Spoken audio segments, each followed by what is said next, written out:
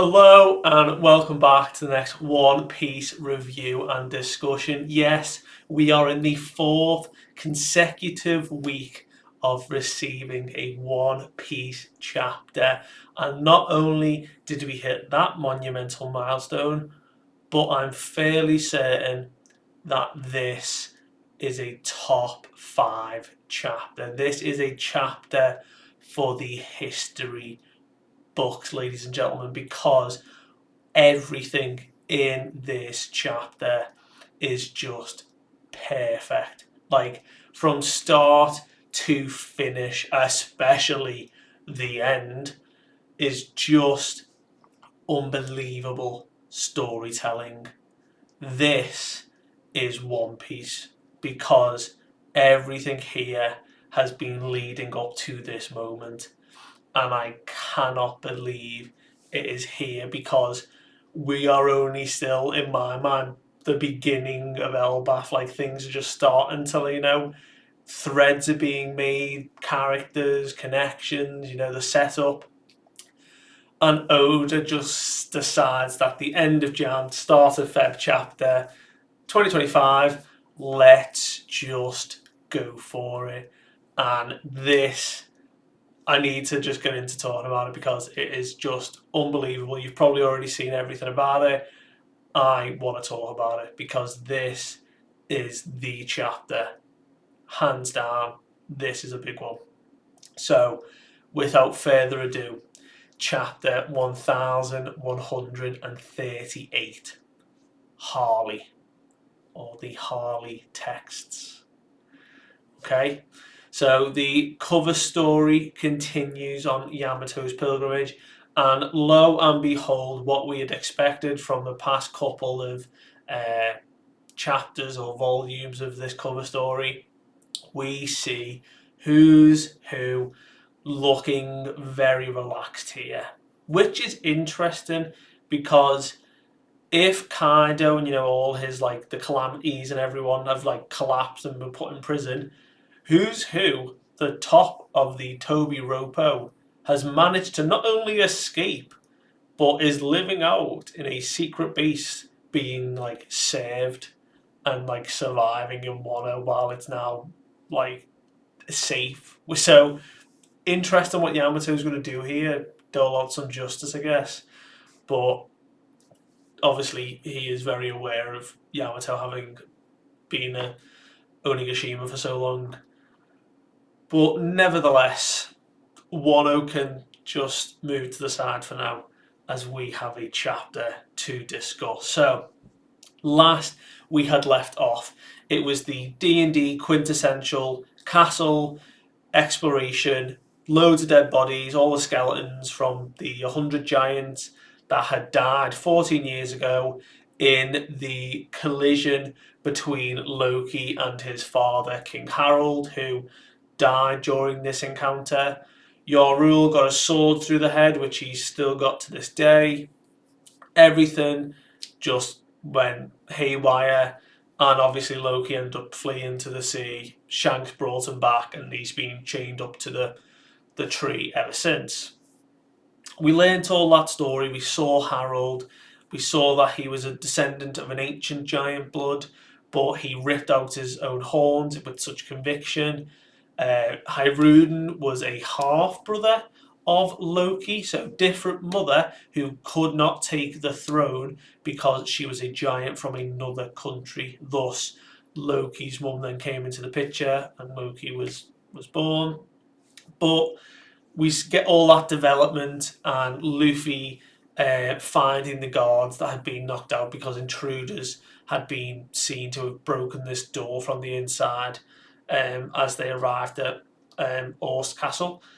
And then we jumped over to seeing the Holy Knight, or the God's Knight, obliterating Loki and trying to get him to join the Holy Knight, and he refused. He said, "Not a chance. You can just leave. These are world nobles. It's not going to happen."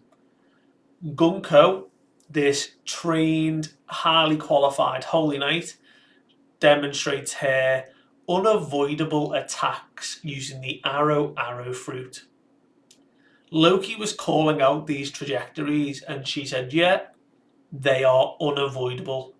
Only I can call them off." And she like hangs a wolf, she pierces bears, she does all manner of like manipulation with these arrows. She like enhances her gauntlets and her boots, which is pretty cool. She runs along them. We saw quite a lot of skill and mastery for someone of their caliber. But the bigger reveal was indeed Figerland Shamrock. Yes, Shanks's brother took off his cloak and revealed himself to be the commander of the Holy Knights in his little title card. So he is setting things in motion because he had decided that the tact they were going for, this sort of shrewd way of playing things, wasn't going to cut it anymore because Loki was always going to refuse. So, in the aftermath of his defiance, Loki refusing all of these sort of attacks and just being bloodied already, we see he makes a comment about Shamrock looking like Shanks. And he's like, "Is it just a coincidence, but you strike me as someone who resembles the red haired Shanks?" And Gunko is trying to dissuade him not to like listen to him or like pay him no mind, watch his tone. But Loki carries on his conjecture and he makes that sort of connotation and connection between, wow, a Yonko, a great pirate of the sea, and a celestial dragon. Polar opposites, but it's just strange that you have the same face. And Shamrock just comes right out and says it. He's like, yes, that pirate you're referring to is my younger twin brother. He at one point did return to the Holy Land, but chose to leave again. His attachments to the lower world, or the surface of the filthy world, is where he wanted to be. So obviously referring to the time he had probably spent with Roger, and then at a certain age when he, I think, was probably an established pirate, has found this connection out somehow, unless Roger told him at some point, because we know that there's a connection when Film Red came out of he envisioned when he saw Uta in the chest what happened for him when Roger found him. So there's a connection between Shanks being somehow discovered in a treasure chest. Roger took care of him and he became a pirate, obviously, with Roger's crew.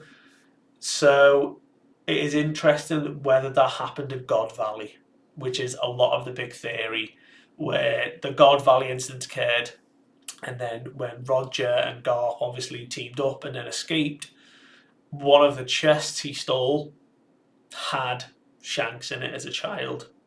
And obviously Fiddle Garland, who was fighting at the time himself, his other son is Shamrock, who was probably safe somewhere. So, nevertheless, Loki is obviously pondering this ideal now, the sort of fate as it may be, that he holds a grudge against this family now. Like, not only one brother, but two brothers I have such rage for. When I get out of these chains, I will make it my mission to make you suffer. You are all going to be punished for it. And Shamrock is like, are you threatening me? And Gunka's like, Captain, come on, like, you don't have to settle this. And he's like, no, I don't need to get my hands dirty. And he pulls out his sword, this long blade similar to Shanks' sword, and instead says the word Cerberus. And lo and behold, Shamrock's sword bursts out a three-headed giant dog. The commander of the Holy Knight has the Guardian of the Underworld as a sword. Now, it gets the title card of Cerberus, and it has the black flame clouds. Very apparent from what we've seen, but like devil fruits in a way, like with Lucci's. But it doesn't really give us the idea that the sword has taken on the Cerberus devil fruit, because it's the same as the five elders. They all got named as yokai to a degree, but they weren't given the devil fruit yokai title card. They were just called that yokai or like beast they were. Same in this situation. We get the title card for Cerberus. We see it erupt from the sword, but it doesn't say the sword itself has got the devil fruit of the Cerberus fruit, the probably mythical model at this point. It probably is, which also begs the question, does Shanks' sword have the griffin in it? Which will be just unreal to see. Like, the setup would have been amazing if it is. But we're getting off topic because we see incredibly a three-headed hound erupt from this sword, Figgle and Shamrock not having to do anything, as the dog erupts and instead blades start to pierce from its mouth. Each dog produces a blade, a flaming blade. Loki's like, oh shit, what the hell's this? And very calm, very cool. Shamrock's like, this is my blade. And he sends out, he basically says scramble, or it's like a military tactician, is what some of the translations were saying.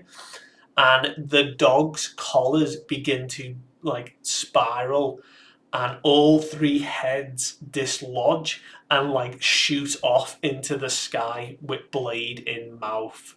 So the body remains like attached to the sword, like just away from the sword, like flames around it. The black flames akin with like Luffy's clouds around it, and the heads just jettison off into the sky. And we see as Shamrock recalls Cerberus's body back into the blade and sheaths it. Gunko has been tying up arrows like bandages to make a giant like eagle that he jumps onto the back of, and he says, you know what? Fair dues, Loki. If you survive this, then by all means, come and hunt me down, because I'll I'll face you anytime. But that obviously means you'd have to survive this. And he's like, oh, you gotta be kidding me. And the three dog heads with swords in mouth sort of twist and spin and just pierce into Loki. Like the shot of Loki where he's being like punctured and he's just like screaming in pain. Like, I feel bad for this dude now. He has took punishment after punishment, all while being chained up. To think he's going to still be standing, and once he gets out of these chains, I don't think Shamrock is going to like the outcome. I think Shamrock's a very powerful dude, but I don't think he's going to just walk away so easily from Loki now. But as they fly off from the underworld, obviously the whole plan now that Shamrock wants is to command the giants, to make them kneel to the world government. So he's like, right, total subjugation is where we're going. The plan has changed. We need to gather the children and use them as a hostage. But to do so, we are going to need one extra person. And Gunko's like, okay, roger that. Who are we calling? So another Holy Knight, a third Holy Knight, is going to come down from Marie's War. We don't know who. Obviously, the Holy Knights are still so shrouded the mystery, but it's going to be someone who Shamrock believes is going to help in this situation of subjugating the whole of the giant island. He thinks 3 holy nights is enough. Man, is he going to be absolutely proven wrong, because I think Luffy's going to be real pissed. Speaking of Luffy, we go back over to the castle where Luffy is furious at the guards who have now like sort of been woken up from their like stupor, and he's like, "You are a liar. There is no way Shanks would have attacked you." And the giant breaks it down perfectly. He's like, "Look, I saw it with my own eyes. His red hair distinguished him. There is no chance I would not like mistake him for someone else. You know, he was even just here like days ago. Like, there is no way I would not know that that was Shanks." And he's like, "It has to have been." And Luffy's like, "No, no, no, like Shanks is super cool. He's a chill guy. Maybe it's just someone who looks like him." And Zoro's like, they were just talking like Shanks was just here. Maybe he was just skulking around, like he didn't leave yet, like maybe waiting for you type of thing. And he's like, "No, not a chance. Shanks is always calm. He's laid back. He would never just attack someone. There is no way it could be Shanks." And like Nami has that sort of like giggle, like how much faith he has in Shanks. And he makes a joke. He's like, it's like if someone was bad mouthing Belmer, and obviously he gets the name wrong and Nami corrects him, but it's the same gist. That's how much he cares for Shanks. So he's like, right, it has to have been a lookalike, or maybe like a brother of some sort. And it gets Luffy thinking when they're asking this. He's like, a brother? I never asked Shanks about his family ever. Maybe he did, but honestly, he just never spoke about it. If anything, the only things I heard was that he was raised on a pirate ship from when he was little.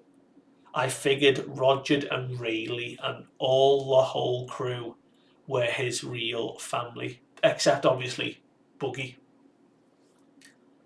During this moment is when that same mysterious figure in the Wano hat and the robe is seen walking towards the castle door. So, whether this is Oda making the immediate connection of, okay, this person is on the Rogers crew or was on the Rogers crew, or it's someone with heavy ties to the Rogers crew, we still don't know. Oda's keeping it very mysterious, but it is very on the nose that this individual, who was indeed in the cover story a long time ago, drinking with Crocus as old friends, is someone who is very, very close to Shanks and probably was on the crew. If not, maybe Rox's crew. I think it is someone from Roger's crew, so it could be Scopper. We don't know. But it's certainly building up to a very big reveal of someone from the Rogers crew stepping up and taking Luffy under his wing for what is about to happen, because so much more is about to be discovered. Frankie's excursion up the treasure tree, Adam. My man's on his own little side mission, and he's walking with Ripley. Him and Ripley just up on this tree, and he's like, you said it was scarce and stuff, but this tree is like huge. Like, look how much wood there is. Like, as far as the eye can see. Do you know how much value is in this wood? And she picks him up like a toy, like just a little robot, and she goes, "Oh, you got a good point. Maybe I should start selling some on the side." And he's like, "Whoa, no, it is sacred. Wouldn't do that. Saul will be pissed, And he does a little impression of Saul. And she's like, "You know what? That's a pretty good impression, to say the least." But as he's like looking around, he like sees someone up further on the branches, and he's like, "Is that a mural on the wall?" And Ripley explains, "Oh yeah, that was actually graffiti from centuries ago. Some kids, we think, probably drew it and etched it into the bark itself that soon fossilised. And it has been left there as a heritage memorial, and it has got enormous historical value because it is said to date somewhere between 900 and 800 years ago. And Frankie's like, well, hold up a minute. You're telling me this took place then during the Void Century, this drawing? We've got to show Robin, like, this is something she's been looking for. And he's like, but it's strange. There's different types of figures drawn on it. They're not all giants. And Ripley says, yeah, that's kind of one of the strange things, because as far as we knew, we clashed with other races of the world. But this kind of cooperation is something we've never seen before. It's in some way just some kid's dream. And it jumps to some shots of the school and the kids starting to like learn, and just starting to teach a lesson. So it's a nice little just like tie-in of kids' dreams. These are the current kids of this generation, it's just dreams. But we swiftly jump away back to the Owl Library where Robin is being shown by Saul the Harley text. He's like, here it is, this big ancient book. And he's like, this tome has been preserved and it is the myths of Elbaf.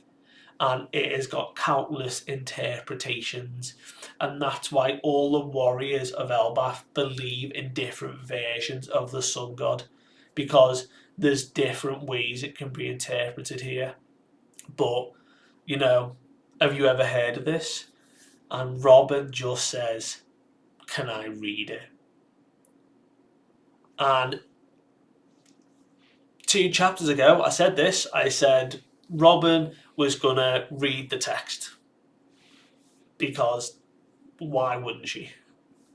She's a historian, she's studied, and obviously Saul isn't gonna say no.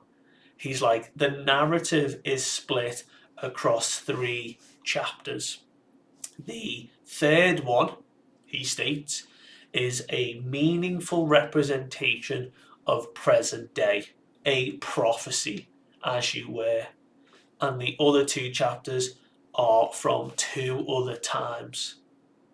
The legend of Nika has been spread throughout the world, and the only thing they have in common is that he appears with a booming laugh to this beat, and he does like the Gear 5 heartbeat and he sings. And Robin's like, okay, I'll read this text aloud then. And as she goes to begin reading, Frankie's face is in utter amazement. It is astonishing. And this has to be, I think, the most beautiful double page spread that we've seen in a long time. Because we've seen some pretty epic ones. We've seen some really cool ones of like, when people are introduced, or like how Elbaf looked. This is the history of the world. Like, Robin's reading this, but Frankie is looking at it. And we see it from Frankie's perspective, him stood in front of this giant mural as Robin reads the 3 chapters. And I'm going to have to read them word for word. Basically, I was looking around for different translations because we still don't know the official English versions properly until Sunday, but we've more or less got the gist. So, the first world. There was fire upon the earth.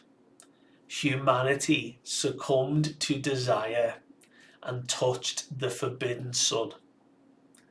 The slaves made a wish, and the gods of the sun appeared, but the god of earth became enraged, and alongside the serpent of hell enveloped the world in death and darkness. They could never meet again. The second world. There was breath upon the emptiness, The god of the forest sent forth demons, and the sun merely spread the embers of war. The people of the half moon dreamed. The people of the moon dreamed. Humanity killed the sun and ascended to divinity, and the god of the sea became enraged. They could never meet again. The third world. There was void upon the chaos. The unbinding shadows remember the day of the promise, and they hear the voice of the fragmented moon. The god of the sun dances and laughs, guiding the world to its end. The sun will return, and a new dawn will come. They will surely meet again. Oda, beautiful. That is just every bit of mythology, history, storytelling, all tied up in a bow beautifully. Like it just blows my mind that we are witnessing this happening and unfolding in like real time, because wow. And that is just the description we get, because the mural, the drawings in this picture have so much detail, in the sense of everything has a purpose. There is not anything in this drawing that is not there for a purpose or deliberately like drawn. Because if we start on one side where the first world is being described, we see the giant, serpent of hell and the god of the earth like sort of fighting. We see the moon, and what a lot of people have speculated is the city buildings is that like sort of ancient civilization, ancient tech, the nuclear stuff. And we see 19 individuals are feeding this, or like passing this sun around. And there is one individual with a crown aboard something that is like looking the other way. Very similar crown to Eam, but it also could be a reference to Lily, who abandoned the other 19 during that whole deliberation between the 20 kingdoms. But clearly a reference there to the 20 kingdoms. I've wrote so much down because there is a lot in this picture. We've got talk about the moon. The moon has been referenced so many times. We've also got what looks to be a flying ship, or just another ship. So Pluton, or what Enel was trying to replicate, obviously way back in Skypiea. We've got the Noah beneath Lily, it looks like, or a much bigger ship, so probably referencing Noah. We can see Sea Kings. We've obviously got the slaves near Noah, which obviously the slaves were the ones that rebelled, it says. So potentially the Shandian people, or people from like Skypiea, who obviously have a big heritage tie to all of this. The second world, obviously during the first world, we've got mention of the two gods of the sun and the earth, but we're tying back into the god of the forest and the god of the sea. So we've got reference to those four sort of main pillar of gods who have been referenced before many times and are already starting to make an appearance. Luffy being the god of the sun, he is the sun god Nika in his fruit. So whether we'll see the other fruits, but what is clearly being referred to here is those of the half moon and moon descent, Lunarians, minks, connections to moon, that they killed the sun and ascended to divinity. So we know that there were three iterations of the sun god. There was the first sun god. We know the second one is Joy Boy. So in this second world, Joy Boy either was killed or he sacrificed himself in order for others to ascend.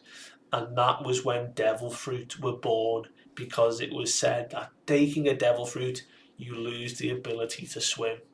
Or the god of the sea turned its back against you. So the vendetta there, the hurt, the pain, the sacrifice that happened, the god of the sea cannot live that down. So just amazing connections to this world building myth. And we aren't even there yet because the third world description has an amazing setup. We've 100% got what Eam is certainly going to be, this large sort of winged devil demon creature holding the sun or the mother flame. It has got it in its clutches. It's fighting off a absolute swarm of different beings. We see Joy Boy with the sword and shield, as we saw a couple of chapters ago. We see winged creatures, the Lunarians that we've seen before. We see a giant whale and people riding it, so a reference to Laboon coming back, maybe. We see animal-like folk with weapons, which are the minks. We see a giant robot, which is Emmet. We see a pirate ship that has the alabaster sort of flag symbol on it. We see samurais, we see merfolk, we see a mermaid princess leading sea beasts. We see a giant that almost very, very closely resembles Loki with the horned helmet. We see more pirate ships. Is that referring to the Grand Fleet? Everyone that is coming to this epic war that is to come. Oda said it himself, this saga is a war beyond wars, the war of the century, a war that would put Marineford to shame.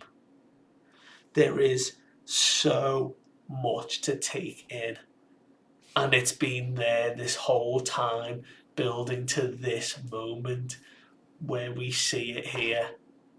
Like, by far a top 5, top 3 even chapter of all of One Piece. Like, there's going to be so much to digest and theorize and figure out and any little things, but it's there. This is it. This is the world mythology that we have been waiting for. The beginning threads that Robin and others are starting to put together. And it's only now we're learning about it. These giants deciding to keep all this a secret till now, I think that's really rude. Oh man. And it doesn't even look like there's a break next week, so we're going to go 5 consecutive weeks now of One Piece. I can't keep up. This is beautiful. Obviously, I think the big tree in the middle is just like the Idrisil ideal of like the big connection to everything. It could mean more symbols, we don't know, but there is so much happening. It is unbelievable, and I've also got to give credit here that it's Frankie who's the one in frame, like big boulder shoulders Frankie just looking at this mural like in just utter amazement. Like, of all the Straw Hats, like, I think Robin was also a good top contender, but she's getting to read the Harley text, I guess, who people, so others can't read, so they just interpret it in different ways. But Robin's like, oh, this is the story. I'm so glad it was Frankie in this moment, because look at my guy. Like, it perfectly fits the shot. Oh, I wonder how the others are going to find this out, because there's so much going on, like all the like little ships. I'm even looking at it more now. Like, there's an individual on a ship that's got a cloud around him. So is that like just devil fruit users? There's other things. It again is one pirate ship against them or with them? There is a lot here. There's going to be so much more digesting. I'm going to throw up more posts specifically about each whale, probably because, wow. this is where One Piece is just getting started. This is great. Wow. This is it. Wow. Okay, well, not to drag this video on any longer because there is so much more that could be done, but I will end it here. Very thankful that you have listened to my ramblings and talkings of this chapter, but this was beautiful. Thank you so very much for watching. I do appreciate it. I will see you guys next time. Bye.